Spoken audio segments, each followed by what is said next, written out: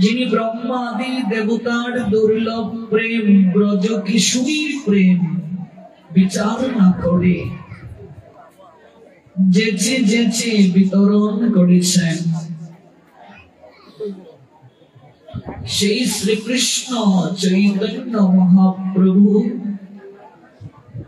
আমাদের নয়ন পথের প্রতীক হোক।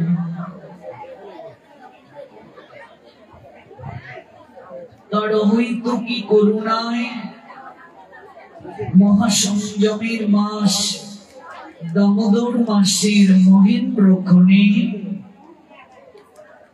আমরা উপবেশন করেছি বাংলাদেশের নেত্রকোনা জেলার কলমাকান্দা উপজেলা স্থিত অপার করুণার নিলয় ভক্তবৎসল ভগবান শ্রী জগন্নাথ দেবের রাতুল আতুল চরণে, তার চরণ প্রান্তে উপবেশন করেছি অপ্রাকৃত গৌর গোবিন্দের তত্ত্ব সুধামৃত নদীন ব্যাপী সংকল্প করেছেন শ্রীমতী চিন্ময়ী দেবী দাসী। তাকে সহযোগিতা করছেন আপনারা। তাকে এই অনুষ্ঠানটির পূর্ণতার পশ্চাতে শ্রী শ্রী জগন্নাথ জিওর মন্দির কমিটি তথা ভক্তবৃন্দ যে সহযোগিতা করে শ্রীবর্ধন করছেন, এজন্য আমি আপনাদের প্রত্যেকের প্রতি কৃতজ্ঞতা নিবেদন করছি।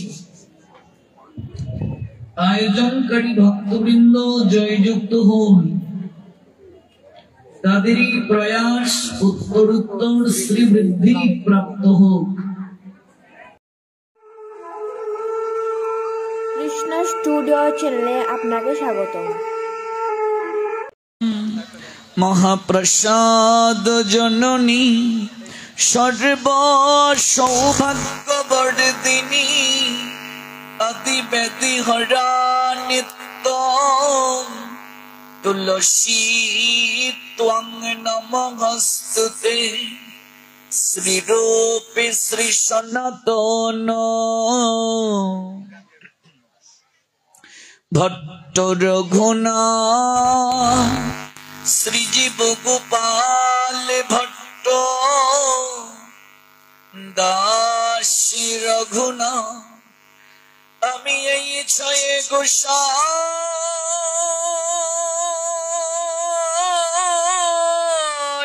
করি চরণ বন্দ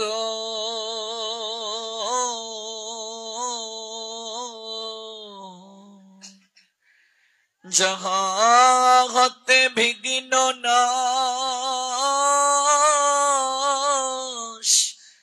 অভীষ্ট পূরণ। আমি এই ছয় গোসাই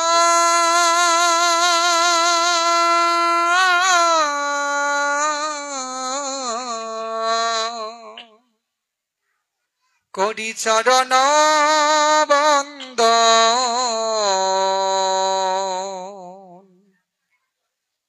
যাহা হতে বিঘ্ন নাশ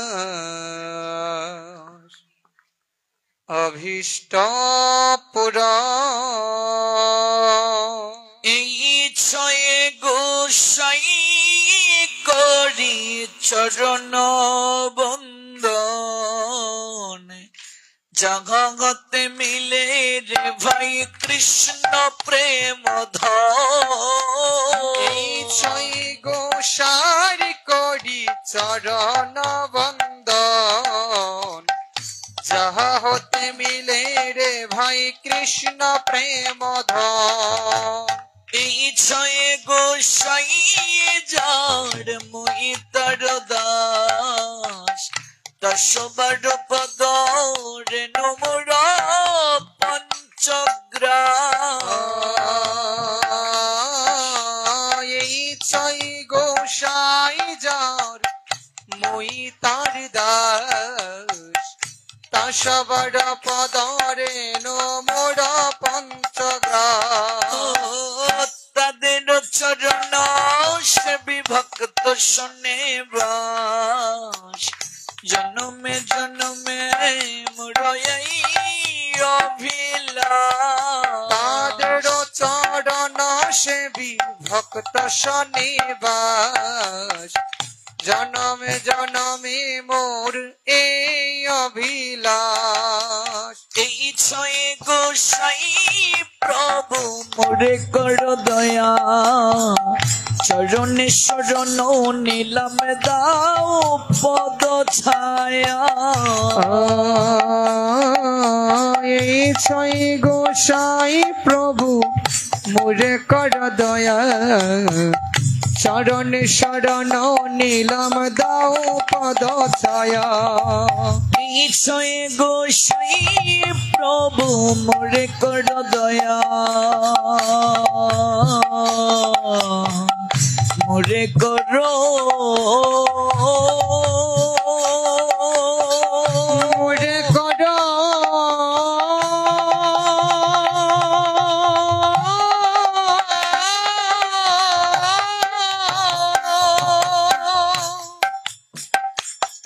ওগো মোরে কর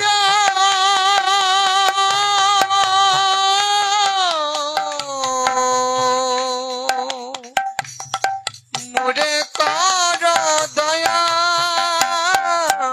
এই ছয় গোসাই প্রভু মোরে কর দয়া চরণ শরণ নীলম দাও পদ ছায়া এই ছয় গোসাই যাবে ব্রজ কইলা বাস রাধা কৃষ্ণ নিত্য লীলা করিলা প্রকাশ এই ছয় গোসাই যাবে ব্রজে কৈলাবাস রাধা কৃষ্ণ নিত্য লীলা করিলা প্রকাশ নইলে কে বা জানিত নইলে কে বা জানিত বৃন্দাবনের যুগল ভজন কে বা জানিত বৃন্দাবনের যুগল ভজন কে বা জানিত আমার ছয়ে গোসাই না জানালে কে বা জানিত ছয় গোসাই না জানালে কে বা জানিত এই ছয়ে গোসাই যাবে ব্রজ কইলা বাস রাধা কৃষ্ণ নিত্য লীলা করিলা প্রকাশ এই ছয় গোসাই যাবে ব্রজ কৈলাবাস রাধা কৃষ্ণ নিত্য লীলা করিলা প্রকাশ মনের আনন্দে বলো হরি ভজ বৃন্দাবন শ্রী গুরু বৈষ্ণব পদে মজাইয়া আনন্দে বল হরি ভজ বৃন্দাবন শ্রী গুরু বৈষ্ণব পদে মজাইয়া মন শ্রী কৃষ্ণ চৈতন্য প্রভু নিত্যানন্দ শ্রী অদ্বৈত গদাধর শ্রীবাসাদি গৌর ভক্ত বৃন্দ শ্রী কৃষ্ণ চৈতন্য প্রভু নিত্যানন্দ শ্রী অদ্বৈত গদাধর শ্রীবাসাদি গৌর ভক্ত বৃন্দ হরে কৃষ্ণ কৃষ্ণ কৃষ্ণ হরে হরে হরে রাম রাম রাম হরে হরে হরে কৃষ্ণ কৃষ্ণ কৃষ্ণ হরে হরে হরে রাম রাম রাম সবাই হরে হরে কৃষ্ণ কৃষ্ণ কৃষ্ণ হরে হরে হরে রাম রাম রাম হরে হরে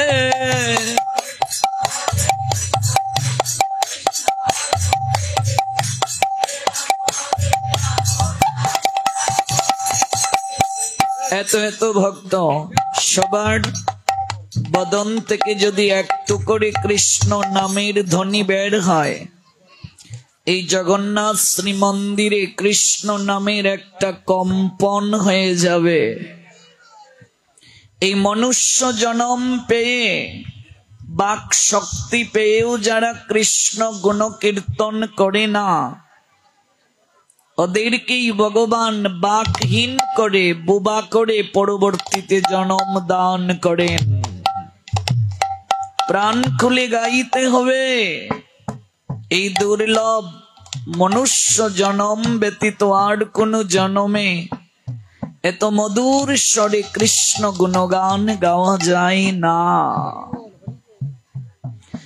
মনরে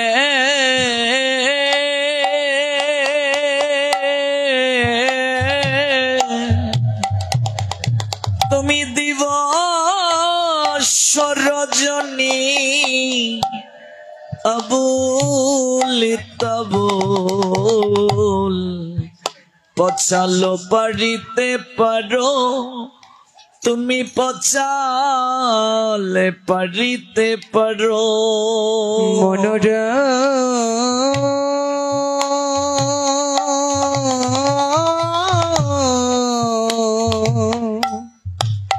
তুমি দিবস রজনী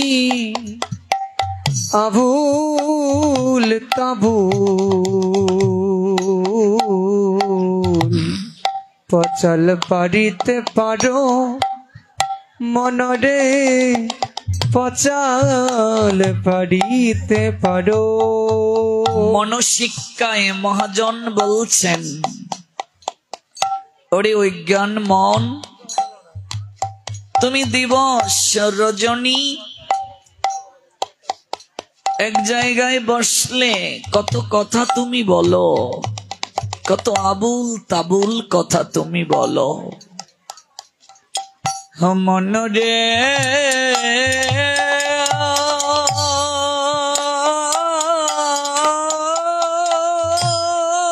ভোলাম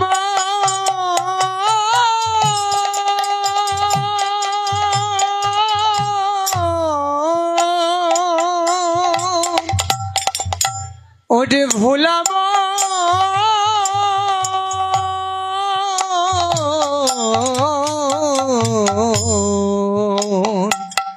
ভোলাম তুমি দিবস রজনী আবুল তাবুল পচল পারিতে পারো, মনরে পচল পারিতে পারো। তুমি তাহার ভিতরে কখনো কি তুমি গোবিন্দ বলিতে নারো, মনরে তুমি গোবিন্দ বলিতে নারো। তুমি তাহার ভিতরে কি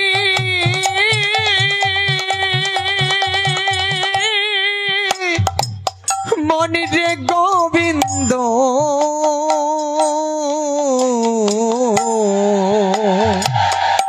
গোবিন্দ বলিতে নারো, মনরে গোবিন্দ বলিতে নারো। ভেবে দেখো মনে তুমি কথা দিয়ে এসেছিলে মাতৃ জঠরে, কি কথা দিয়ে এসেছিলে তুমি ভজিব বলিয়া কহিয়া আইলে, আজি ভুলিলে কি সুখ পাইয়া, মনরে ভুলিলে কি সুখ পাইয়া। অগ ভজিব বলিয়া কহিয়া আইলে, ভুলিলে কি সুখ পায়া, মনরে ভুলিলি কি সুখ পাইয়া। তুমি কথা দিয়ে এসেছিলে ভজন করবে, আজ তুমি সকল কিছু ভুলে গেলে। ভজিব বলিয়া কহিয়া আইলে, ভজন করবে বলে কথা দিয়ে এসেছ। আজ এমন কি সুখ পেলে যে কারণে তুমি ভুলে গিয়েছো তোমাকে বিচারের কাঠ গোড়ায় দাঁড় হতে হবে। তাই সময় থাকতে তুমি তোমার প্রতিশ্রুতিকে রহস্য জীবনকে ধন্য করো। গাও মধুর স্বরে কৃষ্ণ নাম। হরে কৃষ্ণ হরে কৃষ্ণ কৃষ্ণ কৃষ্ণ হরে হরে, হরে রাম হরে রাম রাম রাম হরে হরে। হরে কৃষ্ণ কৃষ্ণ কৃষ্ণ হরে হরে। গৌর প্রেমানন্দে।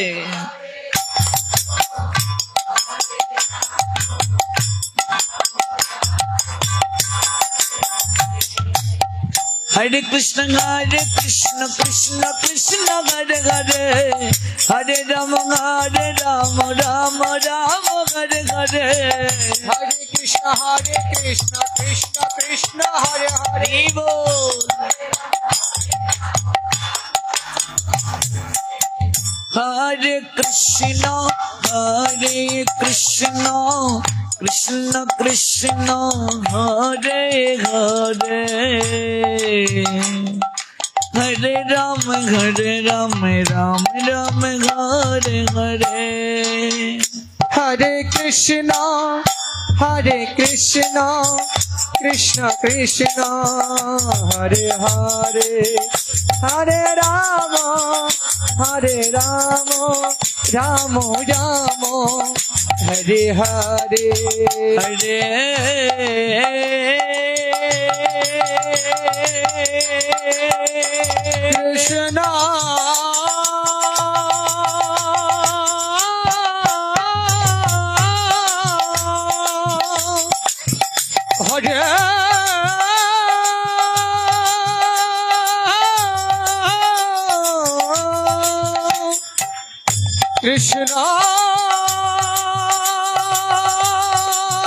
हरे कृष्ण कृष्ण कृष्ण हरे हरे, हरे राम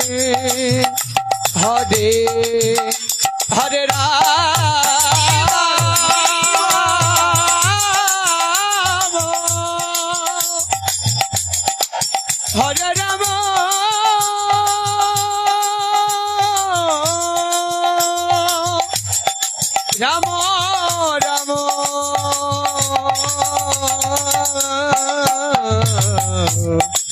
हरे हरे। हरे कृष्ण कृष्ण कृष्ण हरे हरे, हरे राम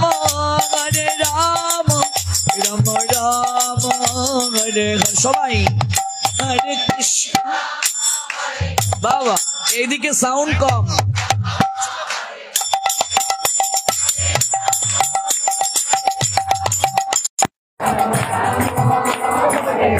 যাবে দুটো হাত 30 সেকেন্ড আগে তাল, তারপর তালি, নতুবা বেতাল হবে।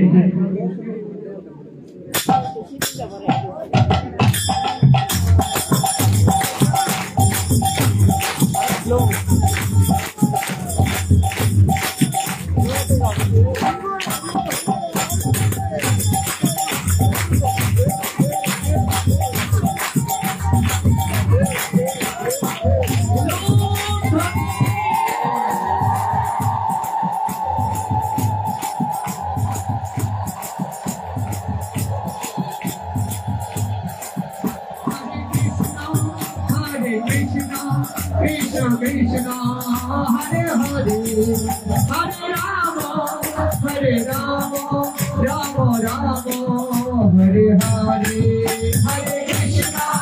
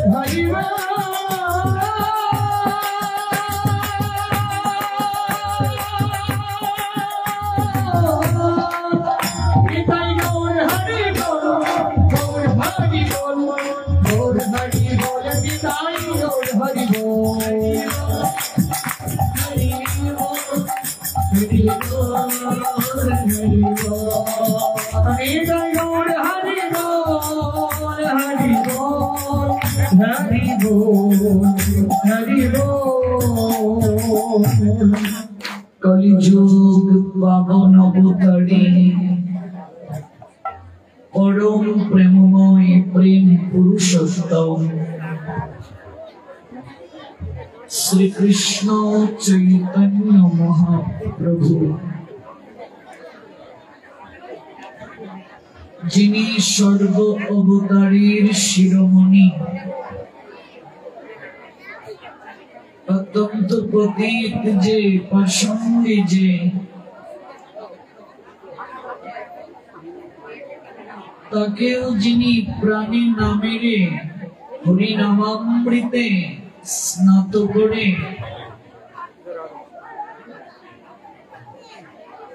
আনন্দ লোকে প্রেরণ করেছেন যার অহৈতুকী করুণায়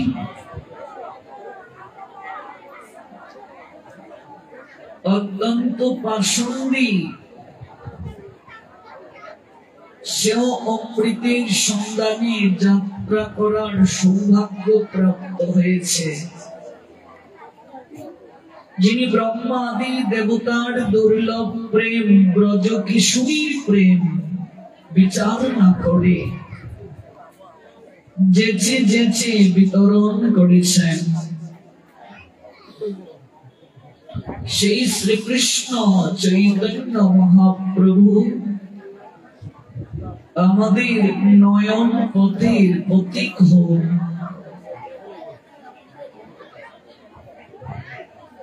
তার অহৈতুকী করুণায় মহাসংযমের মাস দামোদর মাসের মহেন্দ্রক্ষণে আমরা উপবেশন করেছি বাংলাদেশের নেত্রকোনা জেলার কলমাকান্দা উপজেলা স্থিত অপার করুণার নিলয় ভক্তবৎসল ভগবান শ্রী জগন্নাথ দেবের রাতুল আতুল চরণে, তার চরণ প্রান্তে উপবেশন করেছি অপ্রাকৃত গৌর গোবিন্দের তত্ত্ব সুধামৃত নদীন ব্যাপী সংকল্প করেছেন শ্রীমতী চিন্ময়ী দেবী দাসী। তাকে সহযোগিতা করছেন আপনারা। তাকে এই অনুষ্ঠানটির পূর্ণতার পশ্চাতে শ্রী শ্রী জগন্নাথ জিওর মন্দির কমিটি তথা ভক্তবৃন্দ যে সহযোগিতা করে শ্রীবর্ধন করছেন, এজন্য আমি আপনাদের প্রত্যেকের প্রতি কৃতজ্ঞতা নিবেদন করছি। আয়োজনকারী ভক্তবৃন্দ জয়যুক্ত হন, তাদেরই প্রয়াস উত্তরোত্তর শ্রীবৃদ্ধি প্রাপ্ত হোক।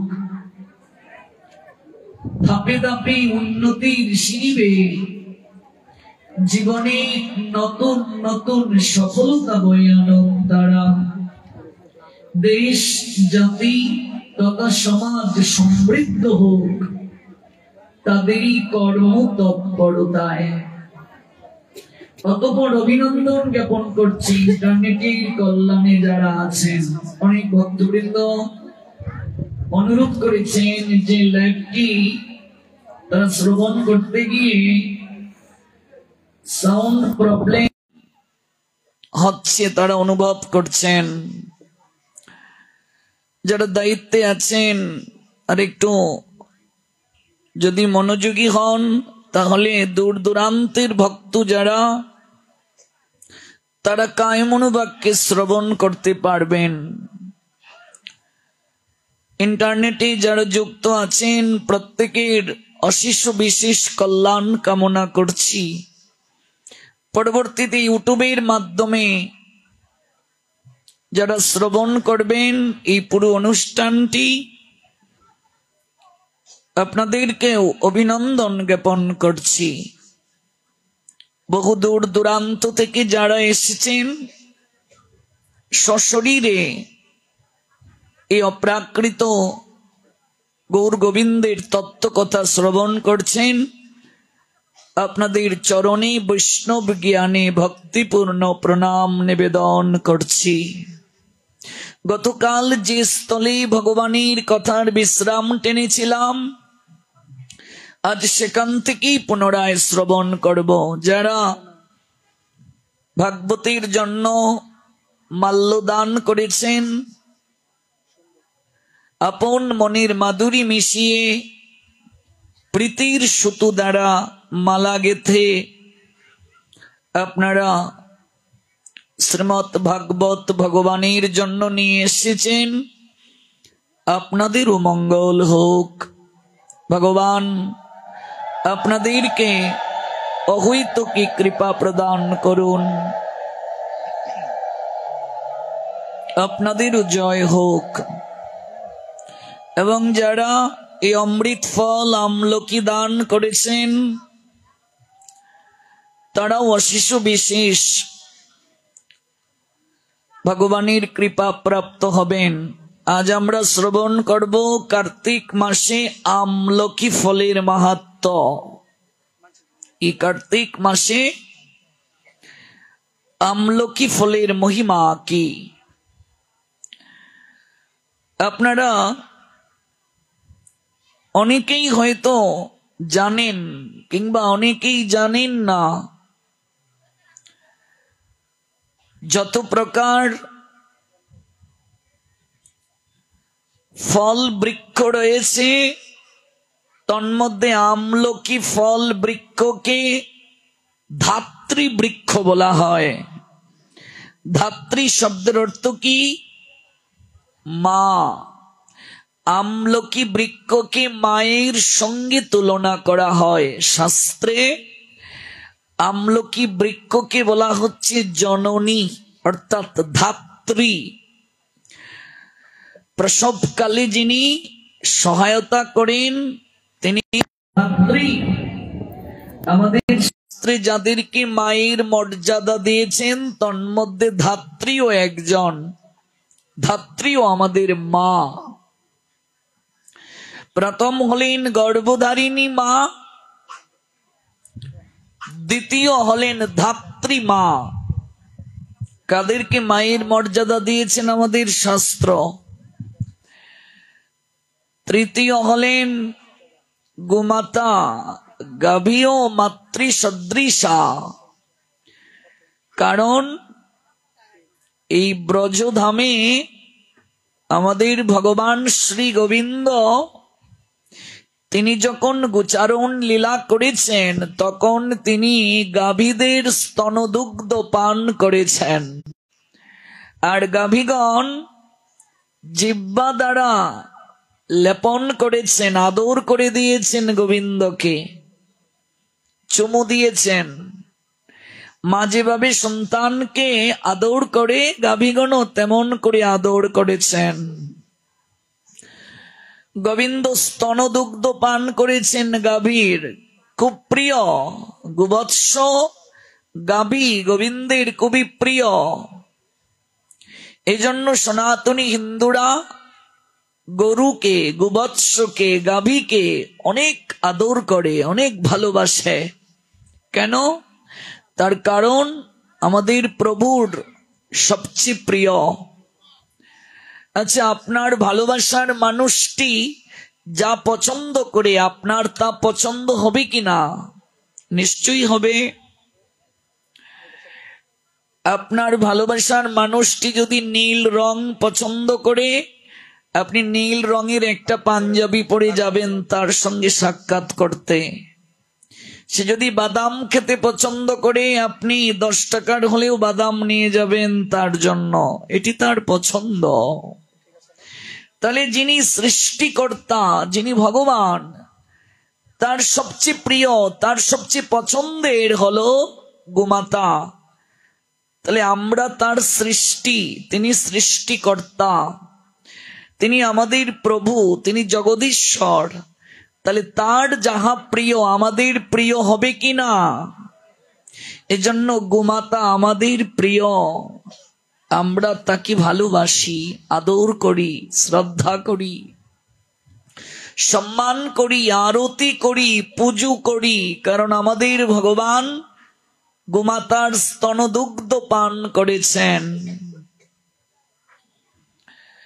বিজ্ঞান গবেষণা করে দেখেছে মায়ের স্তনদুগ্ধের পর নিরাপদ যদি কোনো দুগ্ধ থাকে তা হলো গোমাতার দুগ্ধ, গাভীর দুগ্ধ। মায়ের স্তনদুগ্ধের পর যদি নিরাপদ কিছু থাকে তা হলো গাভীর স্তনদুগ্ধ।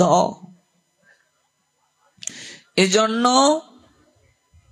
গাভীকে আমরা সম্ভ্রম প্রদান করি। যখন বৃন্দাবন লীলা সমাপন করে কর্তব্য সম্পাদনের মনোরথে গোবিন্দ অক্রূরের রথে চড়ে মথুরায় গমন করেছিলেন, এই ব্রজবন শ্রীহীন হয়ে গিয়েছিল। গোপীরা ওরা রথের চাকার নিচে শুয়ে পড়েছিল। অক্রূরকে বলেছিল যদি রথ নিয়ে যেতে হয় রথের চাকা আমাদের বক্ষের উপর দিয়ে যাবে। প্রেমময়ী রাধারানীর অবস্থাটা কি হবে বুঝতেই পারছেন। গোপীরা শুয়ে পড়েছে রথের চাকার নিচে, প্রেমময়ী যেন বাকহীন হয়ে গিয়েছেন, তার মুখ দিয়ে কথা প্রকাশ পাচ্ছে না, পাগলিনীর ন্যায় হয়ে গেছেন।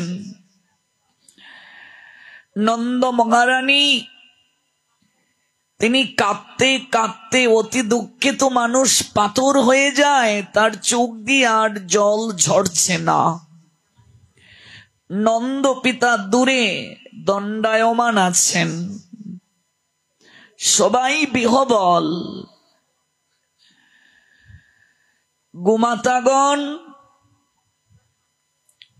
ওরা রথের পশ্চাতে পাগলিনীর নিয়ায় দৌড়াচ্ছে। কোনো মায়ের কোল থেকে সন্তানকে যদি নিয়ে যায় কেউ, মায়ের অবস্থাটা কি হয়? মা আলু তালু চুলে, বসন আছে কিনা শরীরে, কখনো সেদিকে খেয়াল রাখে? কি করে? পিছনে পিছনে দৌড়াতে থাকে, কারণ বাচ্চাকে মায়ের কুল থেকে কেউ নিয়ে গিয়েছে হরণ করে।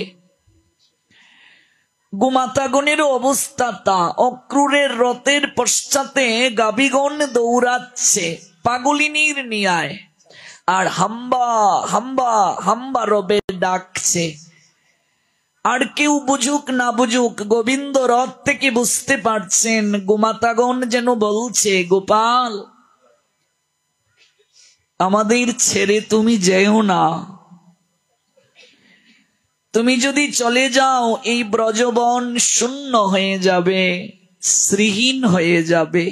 কে গোচারণে যাবে? কে আদর করে দেবে? আমাদের হাত বুলিয়ে কে দেবে আমাদের গাত্রে? কে স্তনদুগ্ধ পান করবে?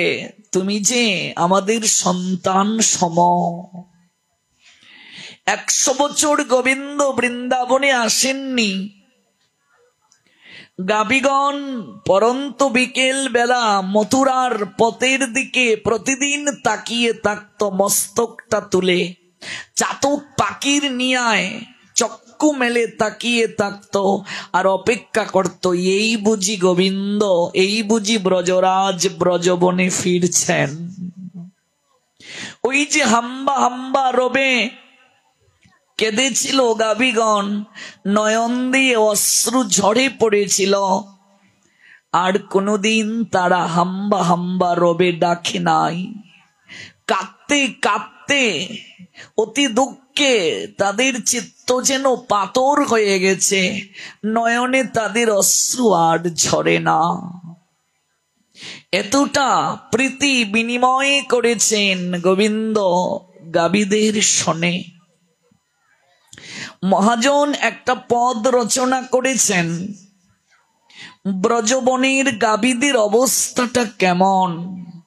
উদ্ধব যখন সংবাদ নিয়ে গিয়েছিলেন বৃন্দাবনে, তখন গোবিন্দ উদ্ধবকে জড়িয়ে ধরে বলেছিলেন, উদ্ধব সখা আমার, তুমি যখন বৃন্দাবনে যাবে সর্বপ্রথমেই তুমি ওই গোমাতাদেরকে আলতু করে ডান হস্ত দ্বারা আদর করে দিও, পরশ বুলিয়ে দিও। আর তাদের মস্তকে হাতটা বুলিয়ে দিয়ে, গলায় হাতটা বুলিয়ে দিয়ে কেঁদে কেঁদে বলিও কানে কানে, আমি গোবিন্দ তাদেরকে ভুলি নাই। আমি মথুরার রাজ সিংহাসনে বসে আছি, কিন্তু আমি একদিনও মাখন খাইনি, আমি একদিনও ননি খাইনি, আমি ননি মাখন এই দৃষ্টিতে অবলোকনও করিনি। আমি ভুলিনি, আজ কর্তব্যের তাগিদে আমি মথুরার রাজ সিংহাসনে আছি, কিন্তু আমার মনটা পড়ে আছে মধুময় শ্রী বৃন্দাবনে। আমি রাখাল রাজা হয়েই থাকতে পছন্দ করি, আমি মথুরার রাজা মথুরানাথ হতে চাই না, আমি বৃন্দাবনেশ্বর ব্রজরাজ হয়ে থাকতে চাই। মহাজন আক্ষেপ করে লিখেছেন, ব্রজবনে গাভীদের অবস্থানটা কেমন জানিয়েছেন, উপলব্ধি করিয়েছেন। হগয়ুনুনেতে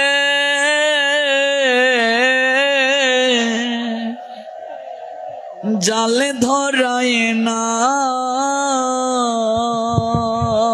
উদ্ধবেরে, নন্দ মহারানী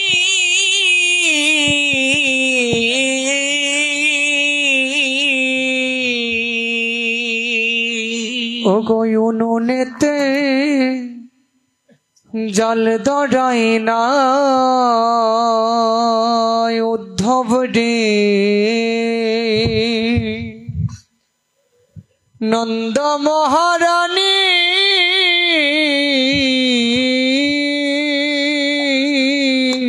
নন্দ মহারানী যশোদা গোপাল যেদিন চলে গিয়েছেন সেদিন থেকে যে উনুনটার মাঝে যশোদা গোপালের জন্য দুধ পাত্রে জাল দিতেন, ক্ষীর করতেন, সেই উনুনে আর জাল ধরায়নি, মাকড়সার জাল হয়ে গেছে। হগো উনুনেতে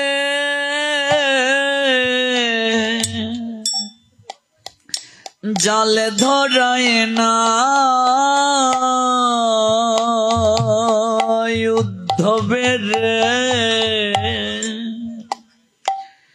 নন্দ মহারানী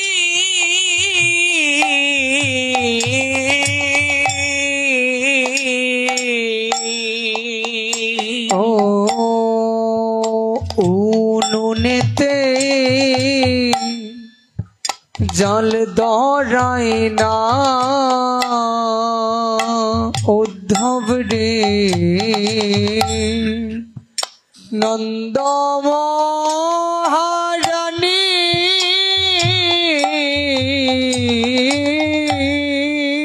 রে হাম্বারবে আর ডাকে না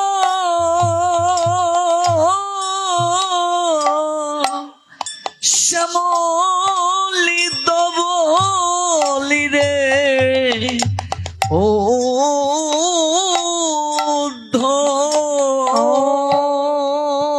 হাম্বারবে আর ডাকে না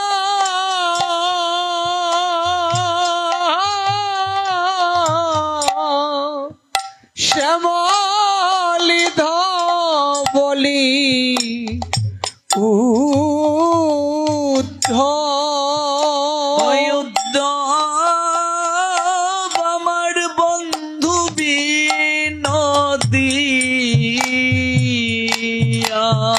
ও হাম্বারবে আর ডাকে না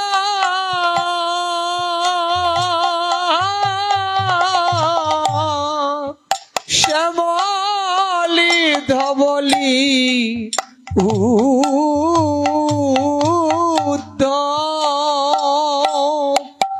আমার বন্ধু বিনোদিয়া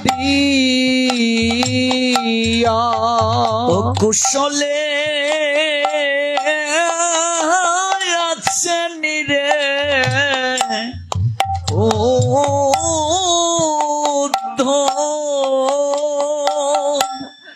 উদ্ধব আমার বন্ধু বিনোদিয়া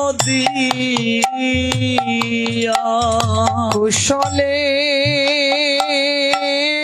আছে নিরে উদ্ধব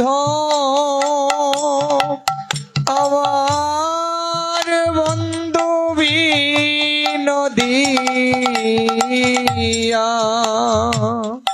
রে যেদিন থেকে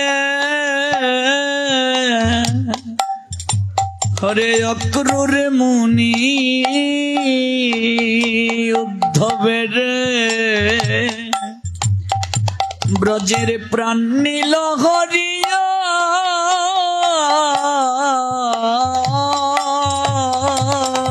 ও যেদিন হতে অক্রুর মনি উদ্ধব রে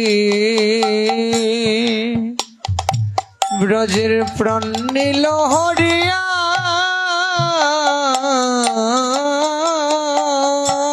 সেদিন থেকে ব্রজের শোভা গেছে মলিন হইয়া। ওগো সেদিন হতে ব্রজের শোভা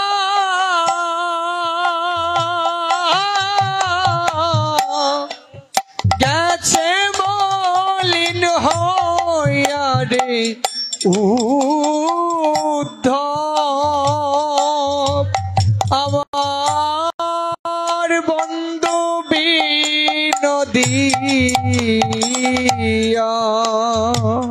তুমি কি দেখিতে হাজি আইলায় ব্রজে,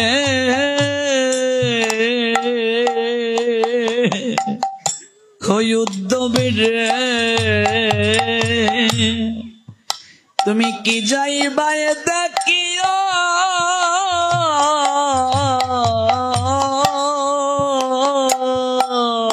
ও কি দেখিতে আইলাই ব্রজে উদ্ধব রে,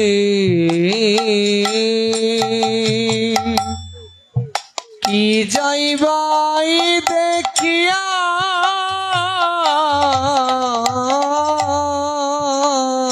তুমি গিয়া কইও বন্ধুর নিকট,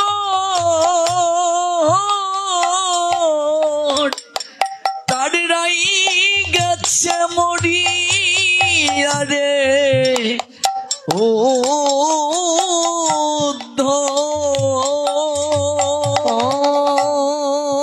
গিয়া কইয়া বন্ধুর নিকট,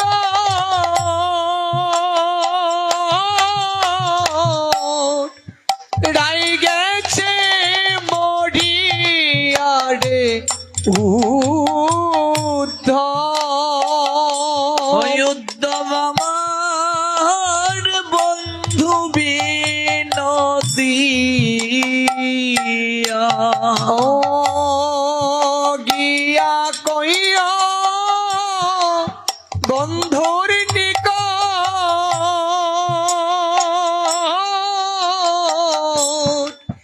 রাই গেছে মরিয়া রে উদ্ধব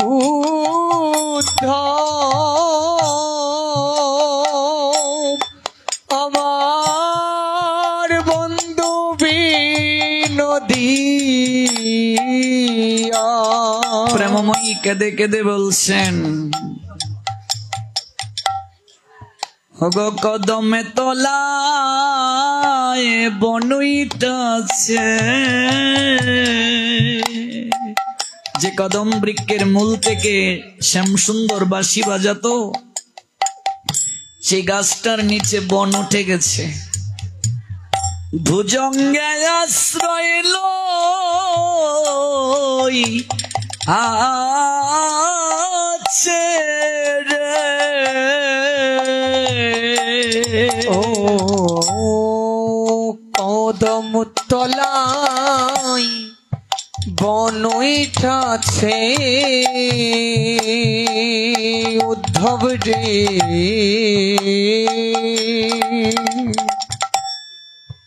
ভুজঙ্গে আশ্রয় লয়াছে। ভুজঙ্গ মানে সাপ, বন উঠে গেছে কদম তলায়, আর সর্প সেখানে এসে আশ্রয় নিয়েছে। এখানে শ্যামসুন্দর আর ত্রিভঙ্গিম রূপে দাঁড়ায় না, বাঁশিতে রাধা রাধা ডাকে না। রাধার প্রেমে যমুনা চর পইরাছে রে, রাধার প্রেম যমুনায় চর পইরাছে রে, ওই উদ্ধব জল নিতে যায় না রাই। রাধার প্রেম যমুনায় চর পইরাছে রে,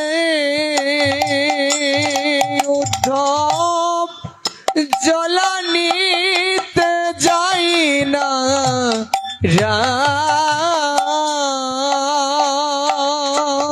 রে মথুরাতে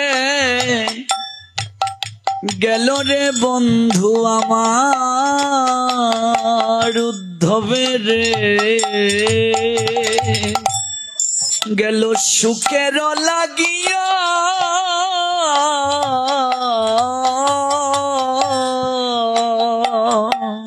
ও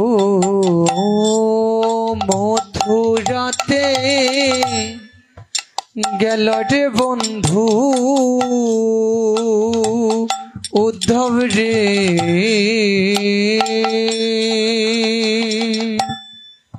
সুখের লাগিয়া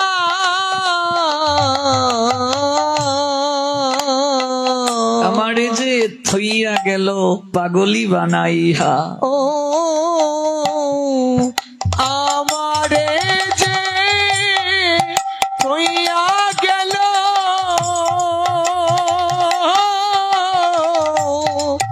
পাগলি বানায়া রে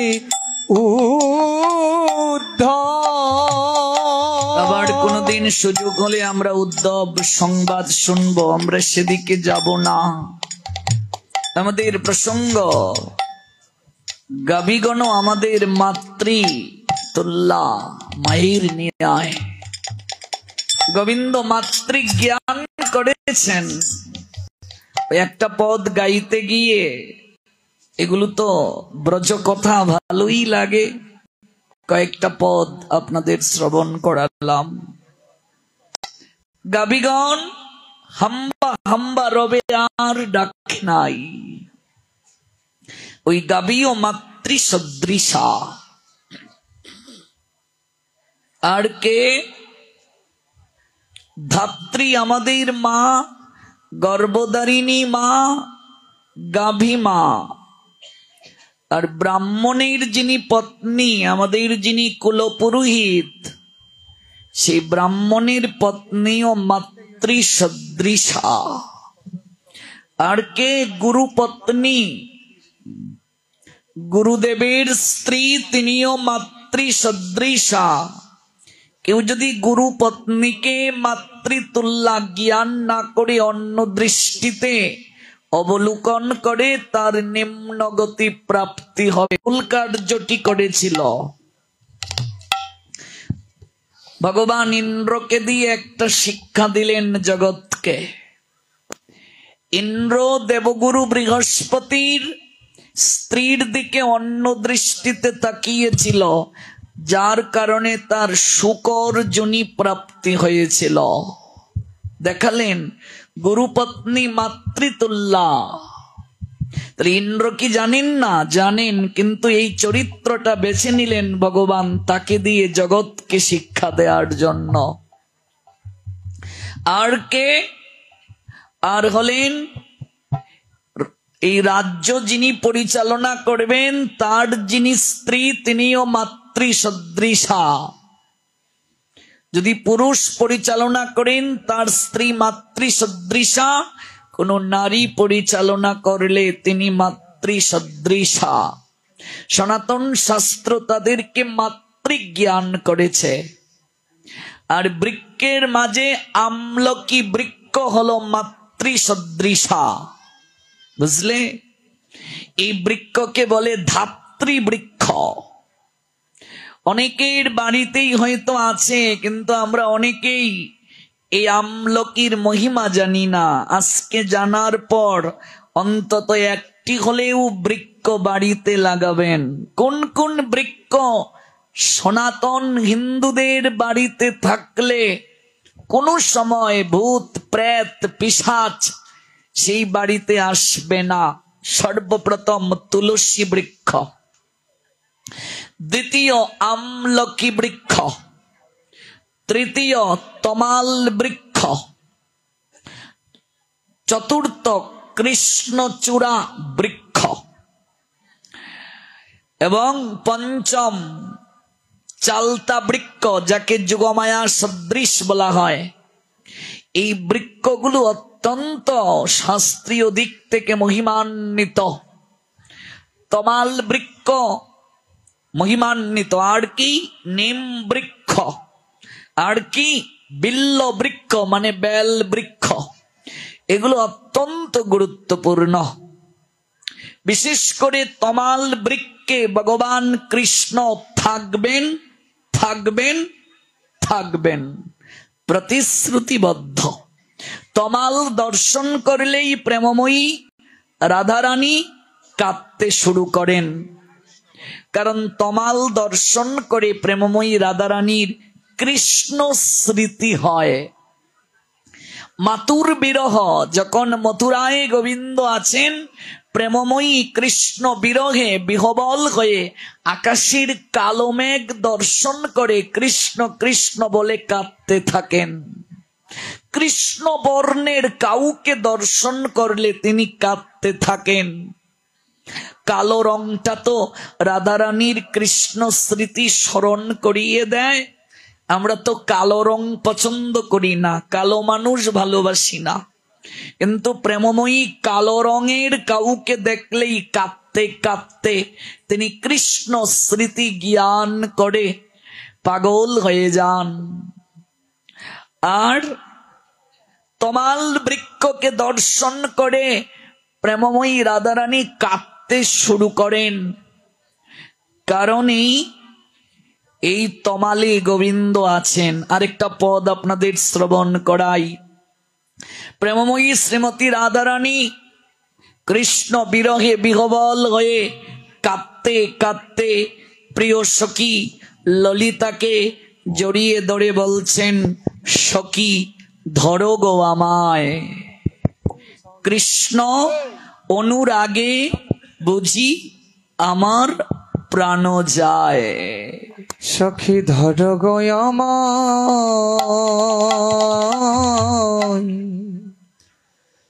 কৃষ্ণ অনুরাগে বুঝি আমার প্রাণ যায়। সখী ধর গো আমায়,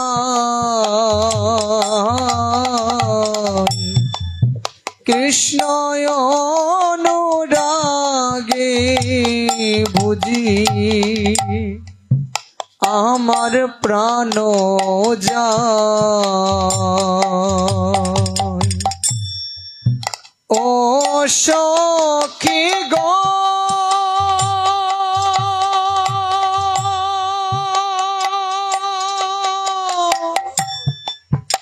আমার অন্তিম কালে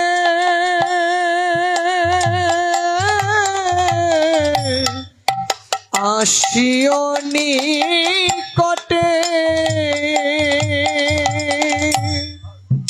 প্রাণ সখী গো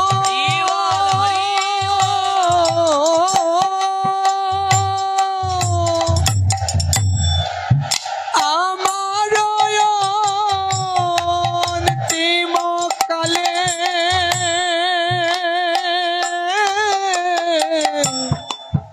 আসিও নিকটে, প্রাণ থাকিতে লয়া যায় যমুনার ঘাটে। কৃষ্ণ নামটি লিখে দিও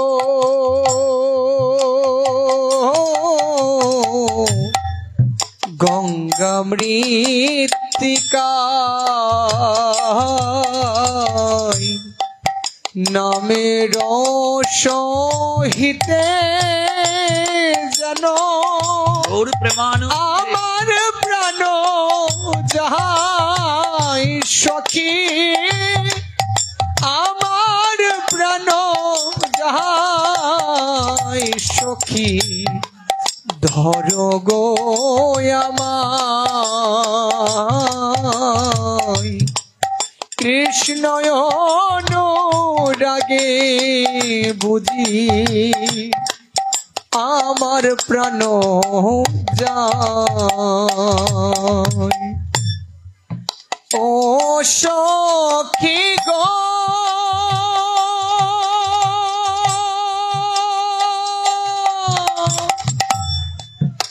না পুরিও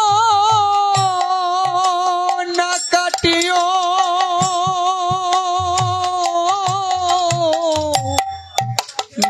ভাষায় জলে যতনে বান্দিয়া রাইখো তমালের ডালে আমায় যতনে বান্দিয়া রাইখো তমালের ডালে তমাল তো সামান্য নয় হে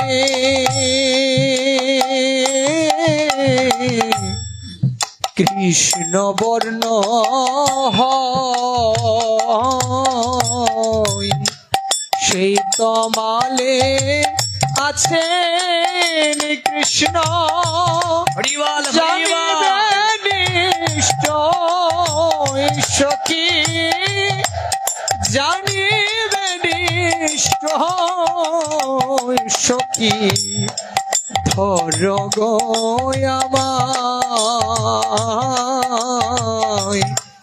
কৃষ্ণ অনুরাগে বুঝি আমার প্রাণ যা। তমাল বৃক্ষ যদি গৃহে থাকে তাহলে গোবিন্দ আপনার গৃহে থাকবেন, প্রতিশ্রুতিবদ্ধ। সেই তমালে আছেন কৃষ্ণ, জানিও নিশ্চয়। আর কি কদম্ব বৃক্ষ, অত্যন্ত গুরুত্বপূর্ণ। এই বৃক্ষগুলো যদি কারো বাড়িতে থাকে, নেগেটিভ এনার্জি, নেতিবাচক শক্তি তার বাড়িতে থাকবে না। শাস্ত্রীয় দিক থেকে এই বৃক্ষগুলো অনেক গুরুত্বপূর্ণ। আমরা আজ শ্রবণ করব আমলকি। যদি কোনোদিন সুযোগ হয় ধারাবাহিক ভাবে আমরা এক একটা বৃক্ষের আবির্ভাব, তত্ত্ব, মহিমা জানতে পারব। আমাদের আজকের আলোচ্য বিষয় কার্তিক মাসে আমলকির মাহাত্ম্য। এই আমলকি বৃক্ষ কোথা থেকে এলেন, কোথা থেকে আবির্ভূত হলেন আমলকি? শৌনকাদি ঋষিগণ প্রশ্ন করছেন সুতমুনিকে, উত্তর দিচ্ছেন সুতমুনি। কার্তিক মাসের শুক্লা চতুর্দশী তিথিতে আমলকি বৃক্ষের পূজা করবে। সুতমুনি বলছেন কার্তিক মাস শুক্লা চতুর্দশী তিথি, সেই তিথিতে এই বৃক্ষ হলো দিব্য বৃক্ষ। এই বৃক্ষ দর্শন, স্পর্শ, স্নান বৃক্ষ, তাই তার ছায়ায় বসে যদি কার্তিক মাসে কেউ হরিকথা শ্রবণ করে আমলকি বৃক্ষের নিচে বসে, যদি কেউ হরি নাম করে কিংবা কোনো দান দক্ষিণা করে, ভগবান শ্রী গোবিন্দ অতিশয়ে সন্তুষ্ট হন। সে যদি মহাপাতকীয় হয়, অন্তিম কালে ভগবান শ্রী হরি তাকে বৈকুণ্ঠ গতি প্রদান করেন। এবার শৌনকাদি ঋষিগণ প্রণাম দিয়ে বলছেন সুতমুনিকে, হে মুনিবর,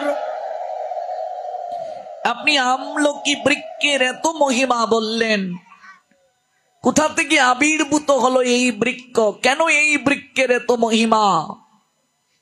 এবার সুতমুনি বলছেন, তাহলে শ্রবণ করো, এই আমলকি বৃক্ষ কোথা থেকে এলো? আমলকি বৃক্ষের জন্ম হয়েছে ব্রহ্মার নয়নের জল থেকে। ব্রহ্মার নয়নের জল থেকে আমলকি বৃক্ষের সৃষ্টি হয়েছে। কেন ব্রহ্মার নয়নে জল এলো? ব্রহ্মার নয়ন থেকে জল নির্গত হওয়ার পশ্চাতে কারণ কি মুনিবর? সুতমুনি বলছেন, ব্রহ্মা ক্রন্দন করছেন ভগবান শ্রী হরির জন্য। পুরাকালে একার্ণব জলে স্থাবর জঙ্গম দেবতা অসুর এবং সকল সৃষ্টি যখন বিনাশ প্রাপ্ত হয়, ব্রহ্মা তখন মহামন্ত্র জপ করেন। প্রভুর দর্শনের আকাঙ্ক্ষায় তিনি ব্যাকুল হয়ে কাঁদতে থাকেন। মহাবিষ্ণু ব্রহ্মাকে সাক্ষাৎ প্রদান করেন। ব্রহ্মার নয়ন থেকে অশ্রু বর্ষণ হচ্ছে প্রভুর বিরহে, প্রভুর দর্শনের আকাঙ্ক্ষায় তিনি ক্রন্দন করছেন। যখন ভগবান বিষ্ণুকে দর্শনের আকাঙ্ক্ষায় ব্রহ্মা কাঁদছেন, সর্বপ্রথম ওই নয়ন থেকে জলবিন্দু যখন গড়িয়ে পড়ছে, ভূমিতে যখন পড়ল, ওই জলবিন্দু থেকে একটা বৃক্ষের সৃজন হলো। এটা হচ্ছে সৃষ্টির প্রথম কথা। মনে রাখবেন, এই যে আমরা মানুষ, এই মনুষ্য সৃষ্টির পূর্বে ব্রহ্মা যা কিছু সৃষ্টি করেছেন, সকল সৃষ্টির পূর্বে সর্বপ্রথম ব্রহ্মা সৃষ্টি করেছেন আমলকি বৃক্ষকে। আমলকি বৃক্ষ সর্বপ্রথম সৃষ্টি তত্ত্বে ব্রহ্মা সৃষ্টি করেছেন, এবং তা সৃষ্টি হয়েছে তার নয়নের জলবিন্দু থেকে।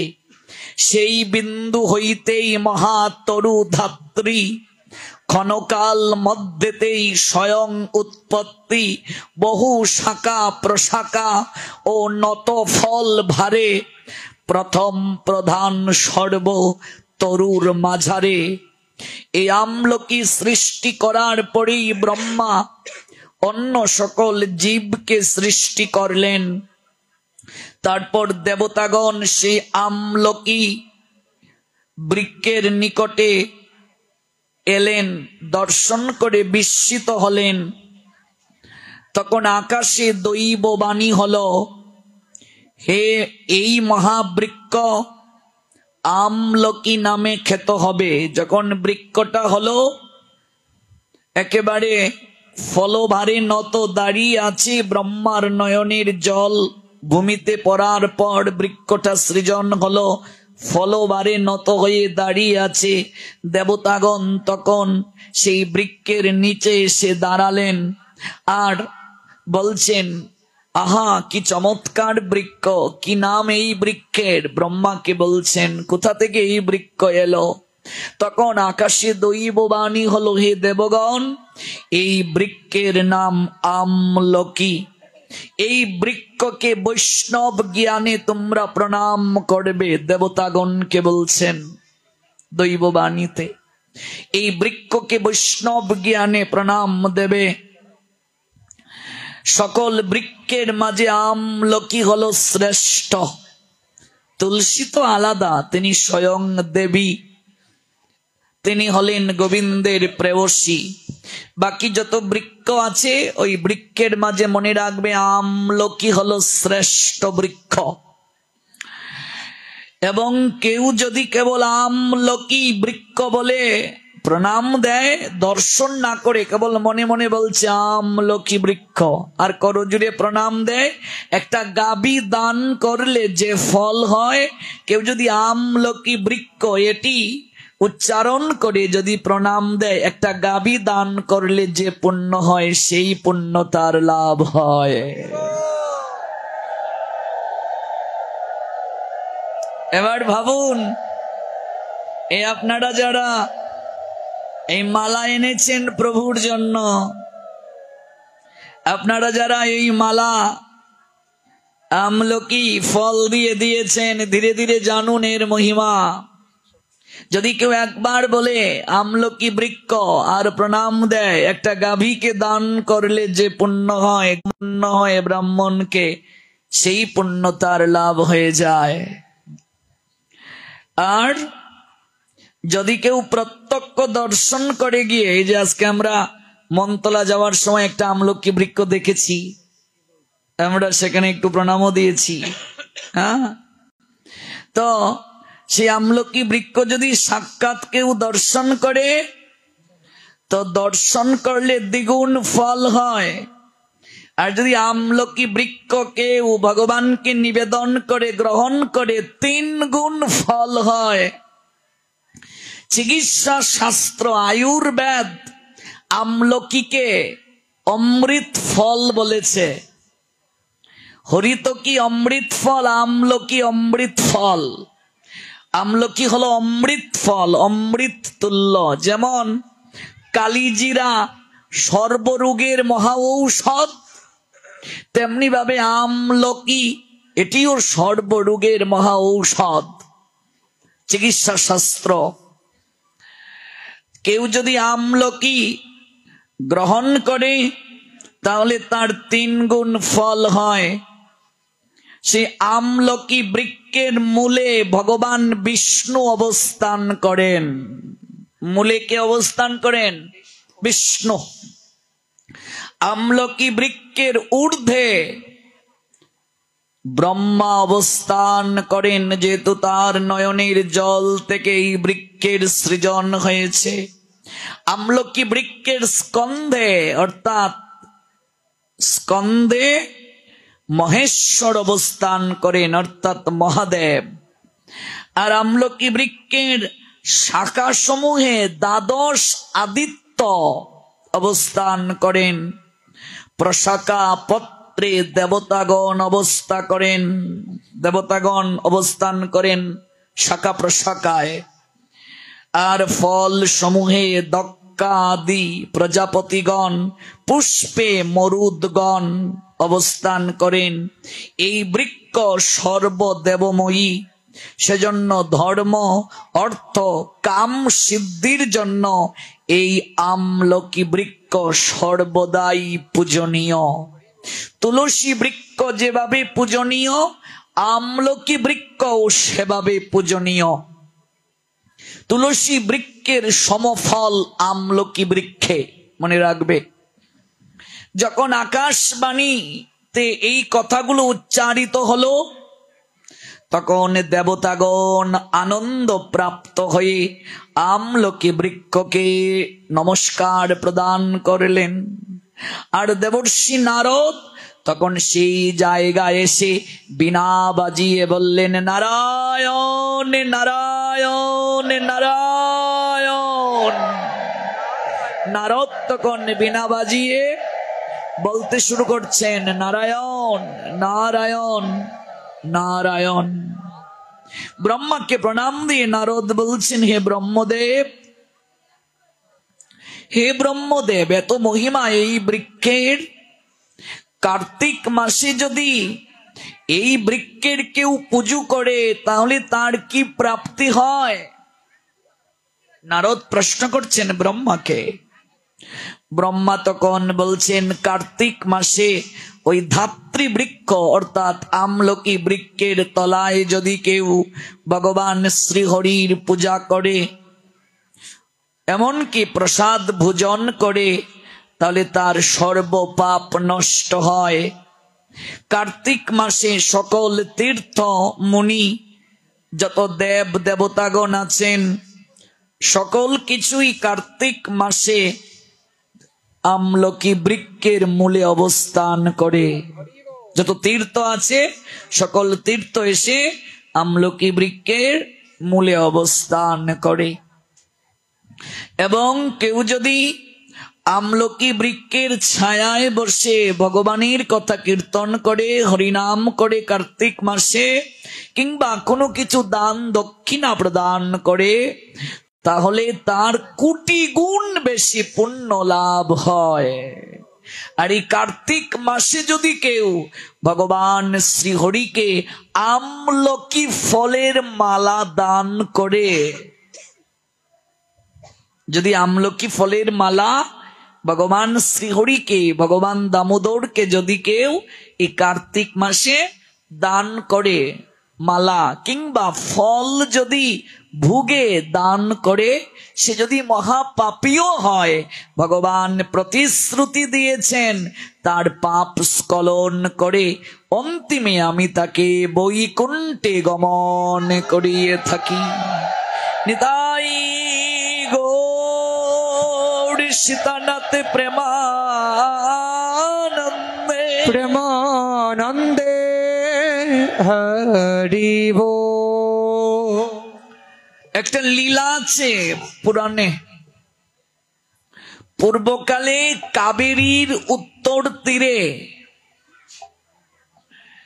সেখানে এক সর্বশাস্ত্রে গুণান্বিত পণ্ডিত বাস করতেন।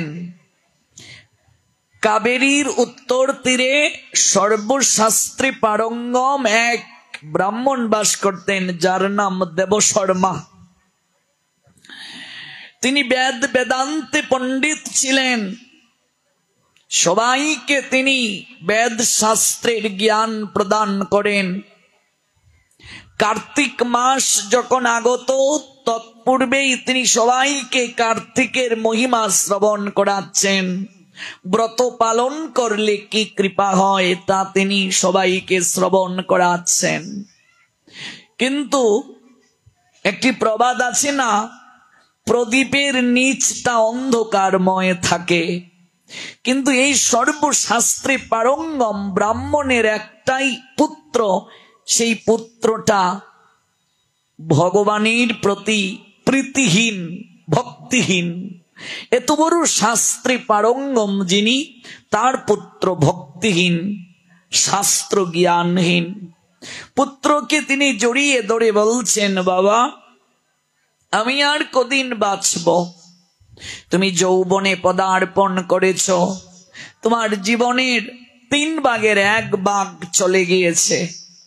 বাবা সামনে আগত কার্তিক মাস, আর মাত্র কয়েকদিন বাকি। বাবা তুমি অন্তত কার্তিক ব্রতটা পালন করো। তুমি এই মাসে একটু শৌচ জীবন যাপন করো, স্নান আদি করো, ব্রাহ্ম মুহূর্তে একটু দান দক্ষিণা করো, একটু ভগবানকে আরাধনা করো, তার গুণ কীর্তন করো। তুমি বিধিমতো তুলসী স্নান করাও, তুমি বিধিমতো শ্রীহরিকে তুলসী পত্র অর্পণ করো, প্রদীপ প্রজ্বলন করো, পুষ্প দ্বারা পুজো করো, প্রদক্ষিণ করো, দীপ দান করো, ভক্তি বড়ে। তাহলে তোমার অনেক কৃপা হবে, পুণ্য হবে।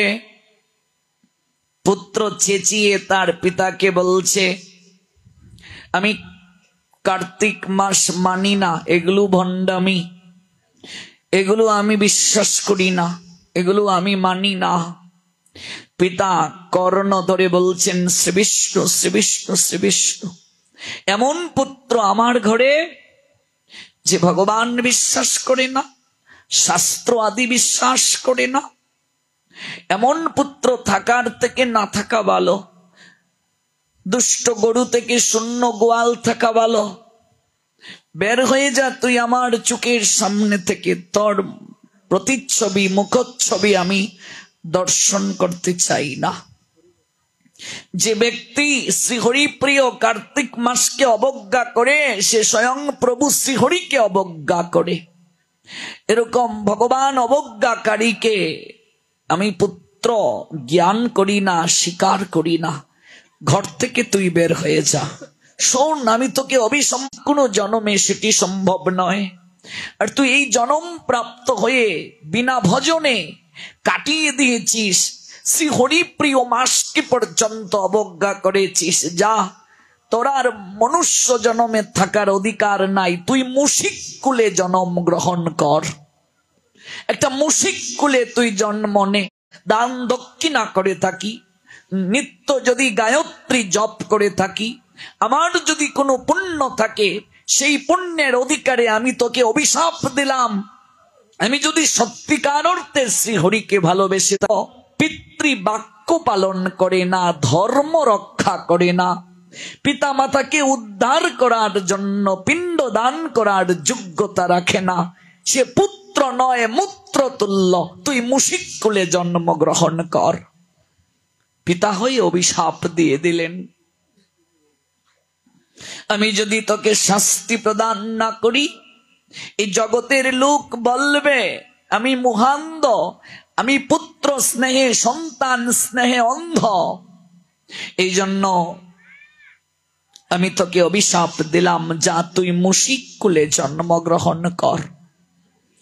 সদাচারী ব্রাহ্মণ, শাস্ত্রে পারঙ্গম, অলৌকিক ক্ষমতার অধিকারী, যার কারণে অভিশাপ যখন প্রদান করলেন, পুত্র কাঁদতে কাঁদতে পিতার দুটো চরণ জড়িয়ে ধরে বলছে, তুমি আমার জন্মদাতা পিতা হয়ে আমায় অভিশাপ দিয়ে দিলে, আমার নিম্ন কুলে জন্ম হওয়ার অভিশাপ দিয়ে দিলে, আমার মুশিক কুলে জন্ম হবে এমন একটা অভিশাপ তুমি আমায় দিতে পারলে?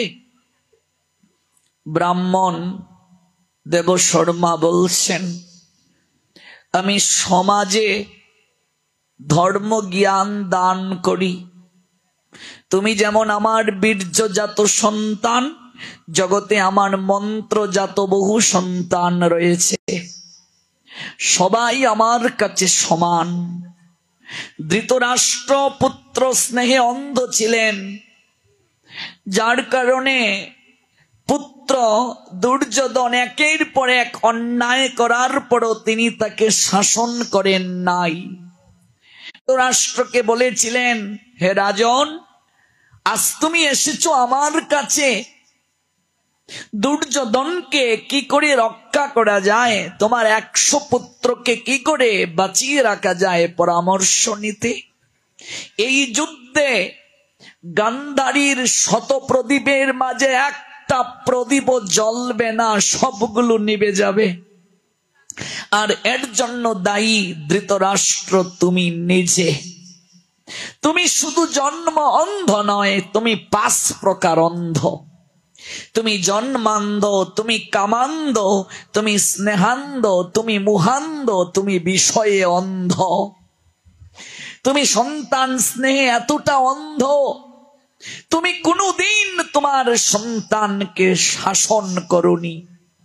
কত বড় অসভ্য হলে, নির্লজ্জ হলে, বেহায়া হলে, দুশ্চরিত্র হলে পিতার সামনে, গুরুদেবের সামনে জ্যেষ্ঠ ভ্রাতৃবধূর কাপড় টানা যায়? ভাবুন তো, কতটা অসভ্য হলে জন্মদাতা পিতার সামনে জ্যেষ্ঠ ভাইয়ের বউয়ের কাপড় টানা যায়।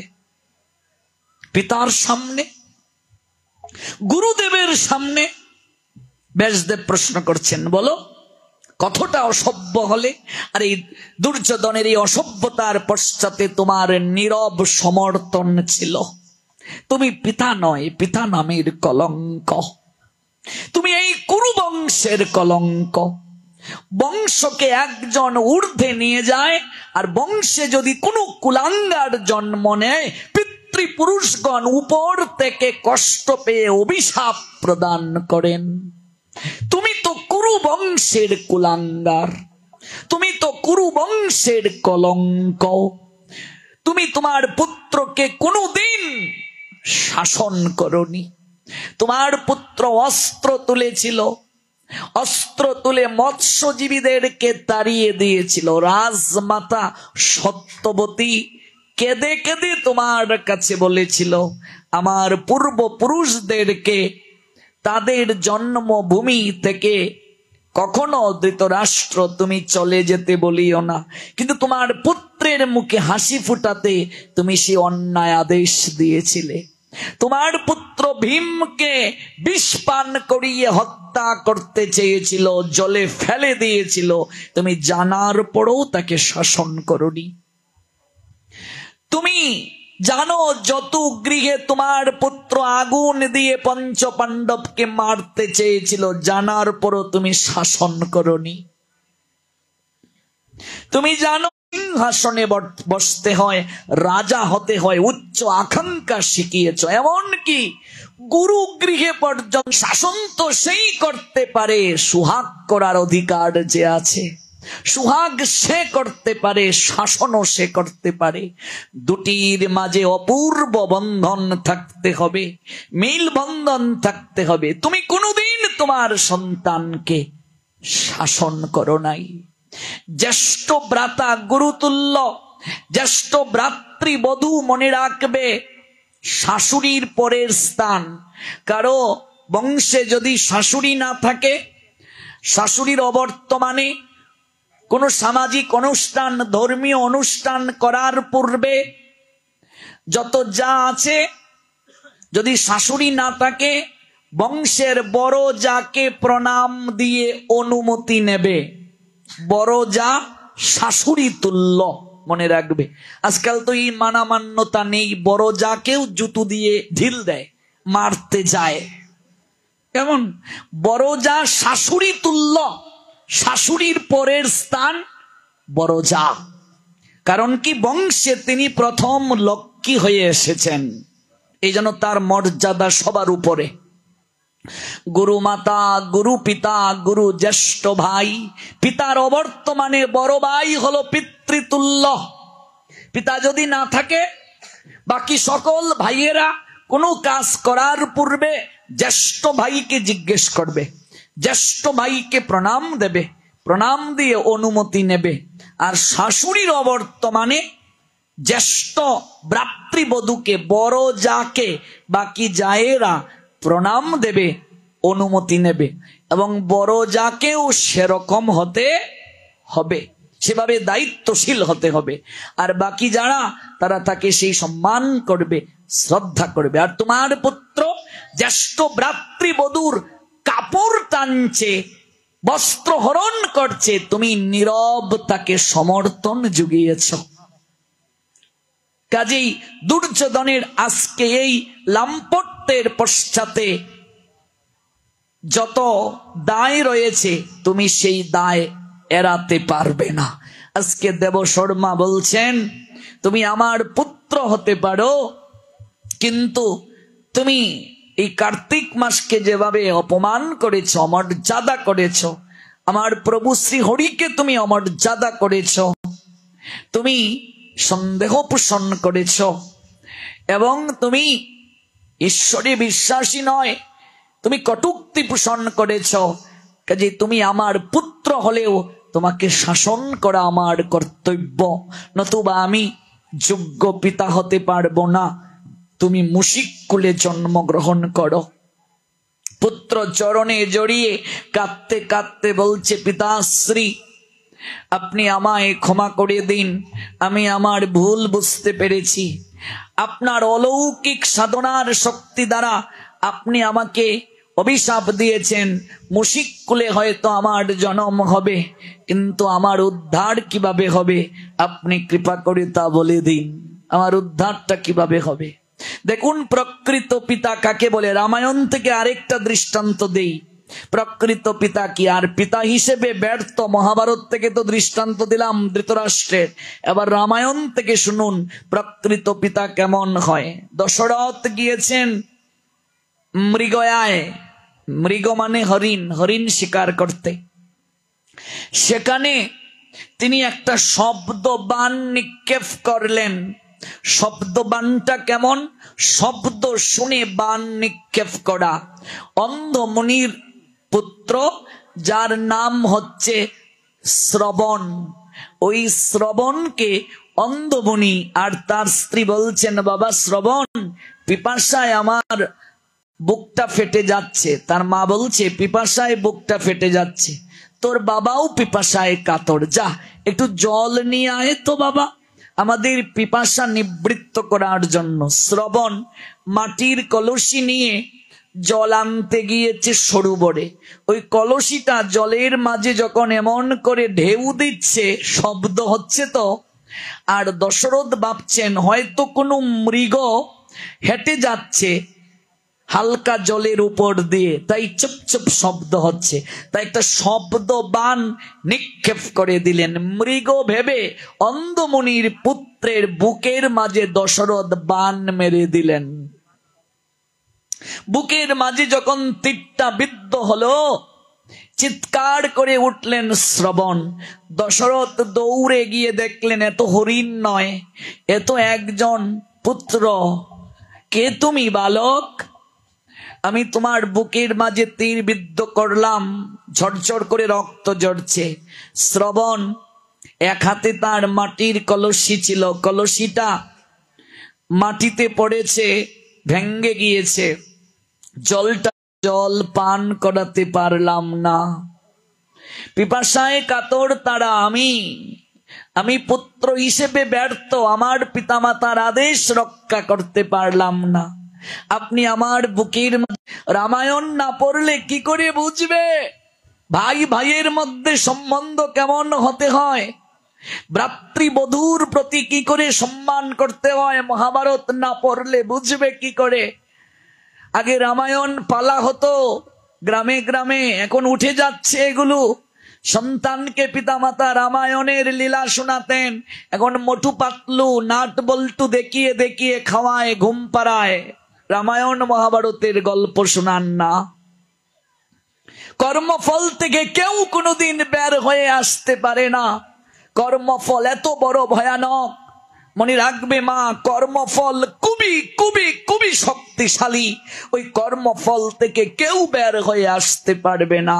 শ্রবণ মৃত্যুকালে বলে যাচ্ছে, না জানি এমনও তো হতে পারে আপনার শেষের দিনেও পুত্রের হাতে জল প্রাপ্তি মুখে নাও হতে পারে। কথাটা বলেই তিনি দেহ রাখলেন। পুত্রের দেহটাকে অন্ধমুনির পুত্র শুনে অন্ধমুনি বলছেন, বাবা শ্রবণ এলে পাত্রটা হাতিয়ে, আমার পুত্র কোথায়? আমি অযোধ্যার রাজা দশরথ। মহারাজ আপনি আপনি আমার পুত্র শ্রবণ কোথায়? আমার পুত্রের কিছু হয়নি তো? মা বলছেন, চোখে আলো নাই কিন্তু বলছেন আমার পুত্রের কিছু হয়নি তো। মাকে কখনো কিছু বলতে হয় না, নারীর সম্পর্ক তো, নারীর টান তো। মা পুত্র কন্যা অর্থাৎ সন্তানের একটা বিপদ হলে ভেতর থেকে অনুভব করতে পারেন, কিচ্ছু বলতে হয় না। মহারাজ আমার পুত্রের প্রাণ নাশ হয়নি তো? আমার পুত্র কোথায়? কথা বলছে না কেন? দশরথ বলছেন, মণিবর আপনি আমায় ক্ষমা করুন, আমি আপনার পুত্রকে হরিণ ভেবে বুকের মাঝে তীর বিদ্ধ করে মেরে ফেলেছি। বাবুন তো, আপনিও তো একজন পিতা। কথাটা শোনার পর কি হবে আপনার অন্তরটা? চিৎকার করে বলে উঠলেন, মহারাজ কি বলছেন আপনি? আমরা দুজনই অন্ধ, আমাদের পুত্রের চোখে আমরা জগৎ দেখতাম, পুত্রের কর্ণে আমরা শ্রবণ করতাম, পুত্রের অঙ্গ প্রত্যঙ্গ দ্বারা আমরা চলতাম। আপনি আমাদের অন্ধের যষ্টিকে কেড়ে নিলেন, আপনি শব্দ বা নিক্ষেপ করে তাকে হত্যা করলেন। যে রাজার হরিণ কোনটা আর মনুষ্যের শিশুপুত্র কোনটা, তার চরণের শব্দ ধ্বনি বুঝার যার ক্ষমতা নাই, তার রাজা হওয়ার অধিকার নাই, তার রাজ সিংহাসনে বসার অধিকার নাই। সরে যান, আপনি আমাদের পুত্রের হত্যাকারী, আপনি সরে যান। এই প্রাণ আর ধারণ করতে আমরা পারবো না। পুত্রের বিরহে আমাদের মৃত্যু হচ্ছে।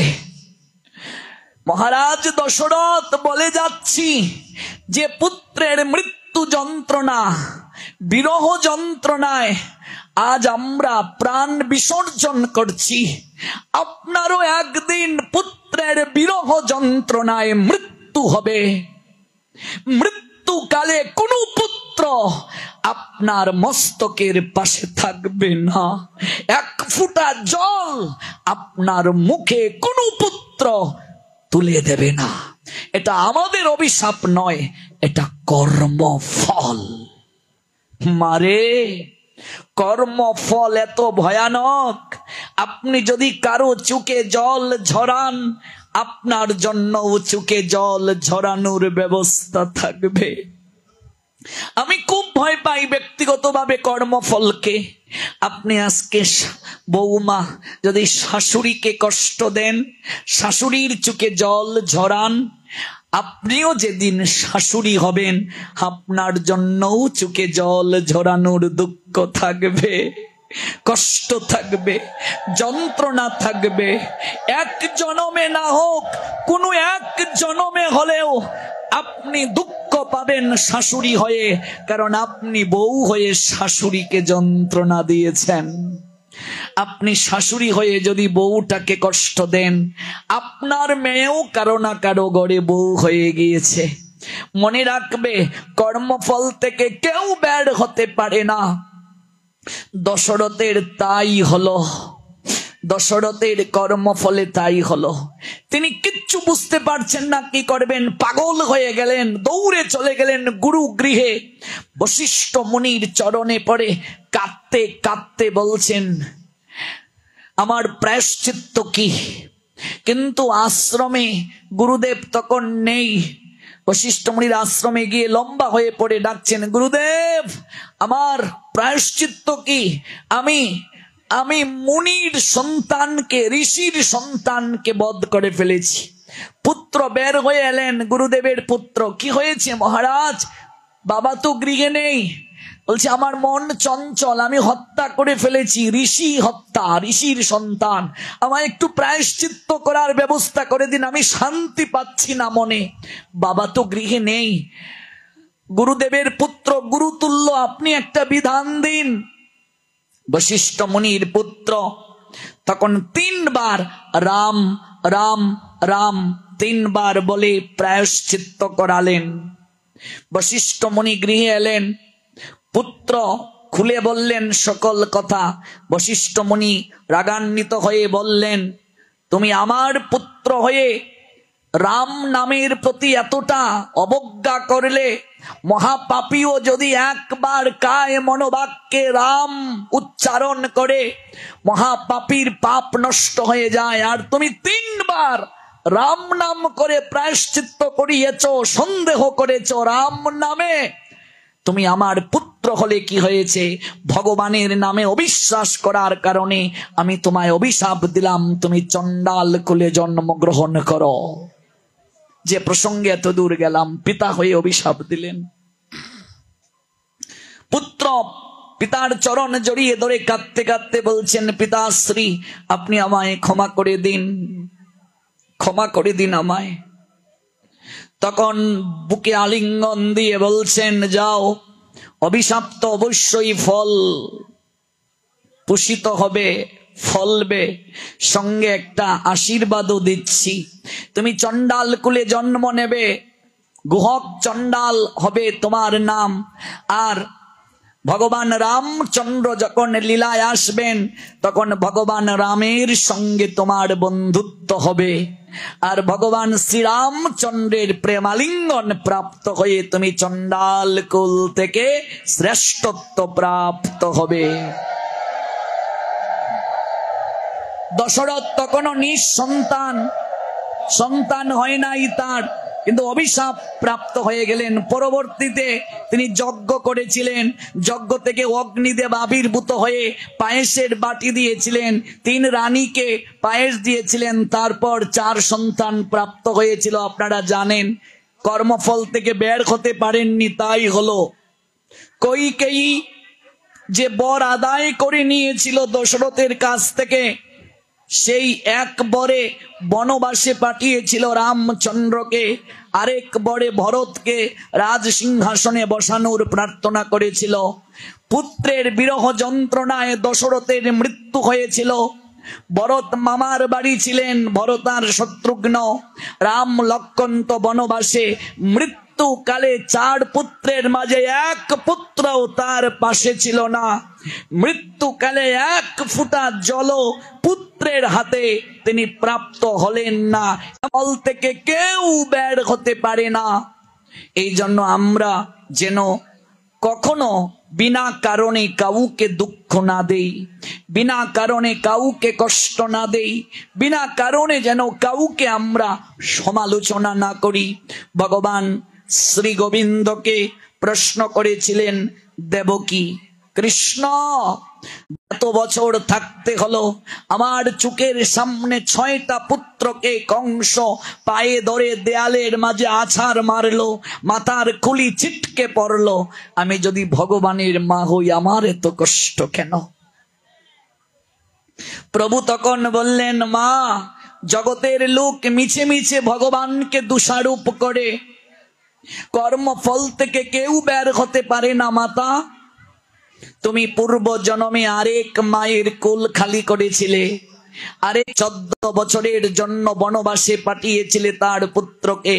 কৌশল্যা বড়, এরপরও তোমার চরণ জড়িয়ে ধরে কেঁদে কেঁদে বলেছিল, কইকেয়ী বোন আমার পুত্রের রাজা হওয়ার প্রয়োজন নাই, বড়তেই রাজা হবে, আমি তোর দাসী হয়ে থাকব, আমার পুত্রকে বনবাসে পাঠানোর ব্যবস্থা করবি না। তুমি শুনলে না, 14টা বছর তার নয়নে জল ঝরালে, আজকে তুমি সন্তান পেলে, একটিবারও বুকে নিয়ে আদর করতে পারলে না, একটিবারও স্তনদুগ্ধ পান করাতে পারলে না, একটিবারও বাৎসল্য প্রেমাস্বাদন করতে পারলে না। তোমার চোখের সামনে তোমারই ব্রাতা তোমার সন্তানের পা ধরে দেয়ালের মাঝে আছাড় মেরে মাথার খুলিকে উড়িয়ে দিল। তুমি সন্তান আমায় প্রাপ্ত হলে, রাতের আধারে নন্দালয়ে পাঠানো হলো আমাকে, তুমি বাৎসল্য প্রেমাস্বাদন করতে পারলে না। মাগো, কর্মফল থেকে কেউ কোনোদিন বের হতে পারে না। ভগবান তার মাকে পর্যন্ত ছাড় দেন নাই, আমাদের ছাড় দেবেন? এই জন্য কারো নয়নের যদি জল আমরা ঝরাই, আমাদেরও নয়নে জল ঝরবে। 100 বছর গোবিন্দ রাধারানীর নয়নে জল ঝরিয়েছিলেন। আজকে সেই গোবিন্দ গৌরাঙ্গ হয়ে নগরে নগরে কৃষ্ণ কৃষ্ণ বলে কেঁদে কেঁদে সেই নয়নের জল ঝরানোর তিনি কি করছেন? আস্বাদন করছেন, ঋণ শোধ করছেন। ব্রজের রাধা বিনোদিনী সে হইয়াছে কলঙ্কিনী, রাধার প্রেম ঋণ সুদিবার তরে আমি আসি নইদাপুরে। 100 বছর রাধারানী কৃষ্ণ কৃষ্ণ বলে কেঁদেছিলেন, নয়নে জল ঝরেছিল। আজকে গোবিন্দ গৌরাঙ্গ হলেন, আর তিনি রাধা ভাবে বিভোর হয়ে কৃষ্ণ কৃষ্ণ কৃষ্ণ বলে কাঁদছেন। এজন্য কর্মফল থেকে কেউ বের হতে পারবে না। তাহলে এটা কি গোবিন্দের কর্মফল? না, গোবিন্দের কর্মে কখনো বন্ধন হয় না, এটা লীলা। কিন্তু সাধারণ মানুষ কর্মফলে আবদ্ধ হয়ে যায়। গোবিন্দ লীলা করে জগৎকে দেখিয়েছেন, গোবিন্দ কারো অধীন নয়, তিনি যুগমায়াকে কেন্দ্র করে লীলা করেন। আর আমরা কর্মফল ভোগ করার জন্য জন্মগ্রহণ করি। ভগবান নিজে আচরণ করে জগৎকে শিক্ষা দেওয়ার জন্য আসেন। তার আশাটা, তার কর্ম সম্পাদনটাকে বলে লীলা। এই লীলার মাঝে যে প্রেম রস, সেটি আস্বাদন করতে আনন্দ পান প্রভু। এই জন্য আজ স্বয়ং দেবশর্মা ব্রাহ্মণ বলছেন, তুমি আমার পুত্র, কিন্তু তুমি কর্মফল থেকে বের হতে পারবে না। তুমি মুশিক কুলে জন্ম নেবে। তুমি তোমার ভুল বুঝতে পেরেছো, তাই একটা আশীর্বাদও তোমায় দিচ্ছি। তোমায় একটা আশীর্বাদ প্রদান করলাম, যে কার্তিক মাসকে তুমি অবজ্ঞা করেছো। মুশিক থাকে কোথায়? গাছের কুটোরে, গর্তে। যদি কার্তিক মাসে কোনো ঋষি, কোন মহাত্মা, কোন মুনিবর শ্রী হরির কথা কীর্তন করেন, আর যদি তোমার শ্রবণের সৌভাগ্য হয়, তাহলে তোমার মুশিক কুল থেকে মুক্তি হয়ে তুমি বৈকুণ্ঠে গমন করবে।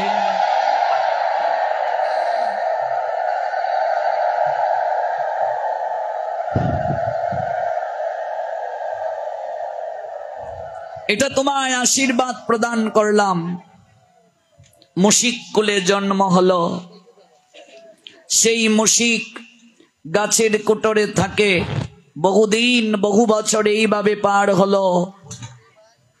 এদিকে একদিন কার্তিক মাসে মহর্ষি বিশ্বামিত্র শিষ্যগণকে সঙ্গে নিয়ে কাবেরী নদীতে স্নান করে শ্রীহরিকে পুজো করার নিমিত্তে একটা আমলকি বৃক্ষের নিচে বসলেন। গৌর প্রেমানন্দে। বিশ্বামিত্র কাবেরী নদীতে স্নান করে একটা আমলকি বৃক্ষের নিচে বসে শিষ্যগণকে নিয়ে তিনি কার্তিক মাসের মহিমা শ্রবণ করাচ্ছেন শিষ্যদেরকে, আমলকি গাছের নিচে বসে। আর এই গাছটার কুটোরেই মুশিকটা ছিল। এবার বিশ্বামিত্র তিনি যখন কার্তিক মাসের কথা বলছেন, সকল মাসের মধ্যে শ্রেষ্ঠ কার্তিক, এই মাসে যা কিছু দান করা হয় অক্ষয় হয়। স্নান, দান, পূজা পার্বণ, ব্রাহ্মণকে ভোজন, সাধু বৈষ্ণবকে সেবা, অনন্ত ফল প্রাপ্তি হয় এই মাসে। যখন কার্তিক মাসের মহিমা, শ্রীহরির অপ্রাকৃত মহিমা কীর্তন করছেন, এই আমলকি বৃক্ষের নিচে বসে, শাস্ত্রে আছে আমলকি বৃক্ষের নিচে যদি কেউ হরিকথা কার্তিক মাসে শ্রবণ করে অধিক ফলপ্রদ হয়। এবং আশেপাশে যদি কোনো কীট পতঙ্গও থাকে, পশু পাখিও থাকে, আমলকি বৃক্ষের আশেপাশে কার্তিক মাসে যদি কেউ আমলকি বৃক্ষের নিচে বসে হরিকথা শ্রবণ করে, সেই হরিকথার ধ্বনি যদি তাদের কর্ণে গোচরিত হয়, তারা তৎক্ষণাৎ সেই দেহ থেকে দিব্য দেহ ধারণ করে বৈকুণ্ঠে গমন করে। এই যে এখানে হরিকথা হচ্ছে, যত দূর এই হরিকথার ধ্বনি যাচ্ছে, বাতাসটা পর্যন্ত পবিত্র। এই যজ্ঞ চলাকালীন সময়ে আশেপাশে যদি কেউ দেহ রাখে, বৈকুণ্ঠে গমন করবে। বৃক্ষলতা গুল্ম পর্যন্ত ধন্যাতি ধন্য হয়ে যাবে। এত এত কৃপা কার্তিক মাসে, দামোদর মাসে হরিকথার।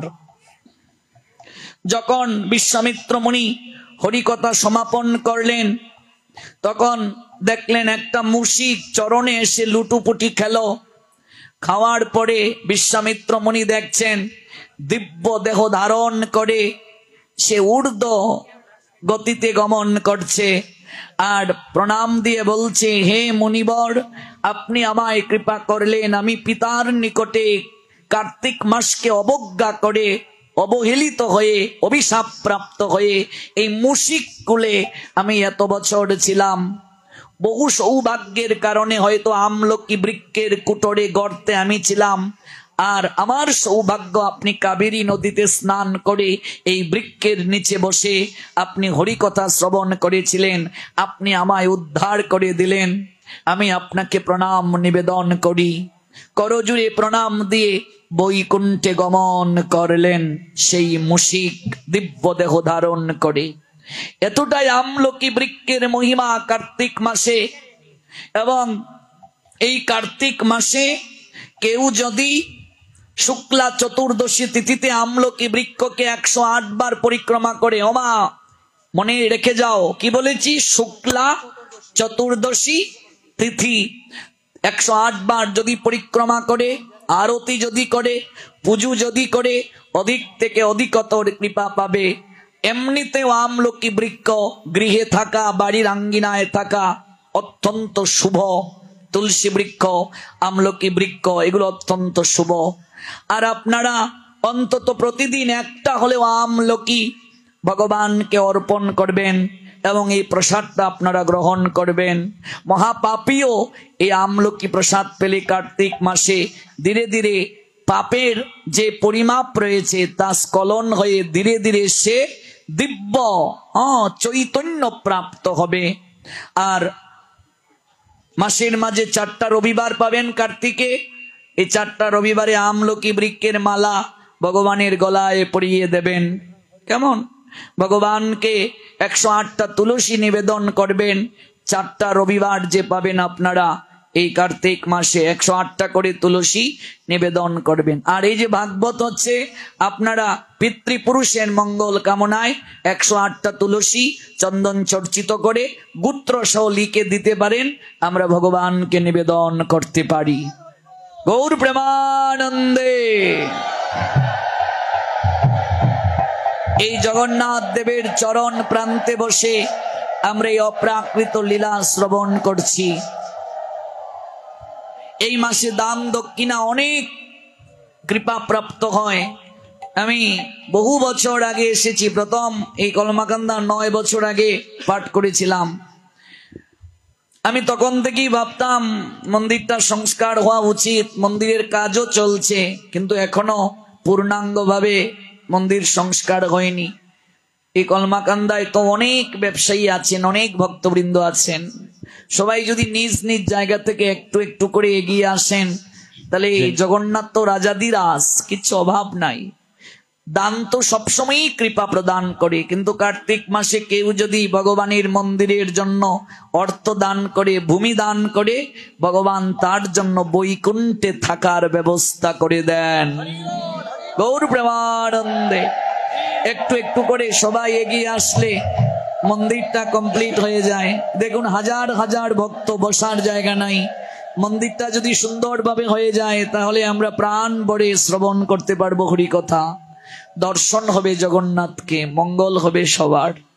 সবার অহৈতুকী কল্যাণ হোক, মঙ্গল হোক। আমলকি বৃক্ষের অহৈতুকী মহিমা শ্রবণে আমাদের চিত্তে চৈতন্য জাগ্রত হোক, প্রেম লাভ হোক। আজ যেখানে শেষ করছি, আগামীকাল সেই জায়গা থেকেই আমরা পুনরায় শ্রবণ করব। এই কার্তিক তথা দামোদর মাসে নৃত্য করলে বৈকুণ্ঠ পর্যন্ত ধ্বনি যায়।